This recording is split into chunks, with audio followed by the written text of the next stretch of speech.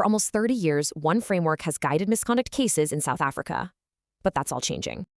Come 2025, a new code of good practice is rolling out, and it's really sharpening the rules for dismissal.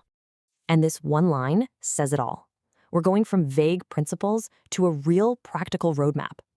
So the first big change, it's all about how we determine guilt. This is a pretty fundamental shift. The new code basically turns those old principles into a clear set of questions for decision makers. And the whole point here is to make the reasoning behind decisions way more structured and transparent. The old code really leaned on this one word, intolerability, especially for those serious first offense cases.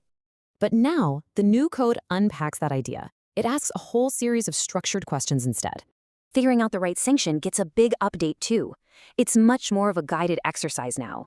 So what's the takeaway? A new focus on harm, on alternatives, and on the employee's own response. Look, this is really an evolution, not a revolution. The core law is the same, but the process, way more disciplined. Now, this is interesting. The new code expands how we see consistency, applying it much, much earlier on. This simple tweak should mean fewer knee-jerk decisions, and over time, that's a huge deal. Okay, so what's this look like in the real world? Well, the new code gives us a practical checklist for guilt. These are the key questions every single manager or chairperson should be asking themselves from now on. And it's a similar story for deciding the sanction. There's a clear checklist for that, too. And this really highlights the new focus: correction, trust, and, looking at all the options. So we've got a clearer roadmap for sure, but will it lead to fairer outcomes?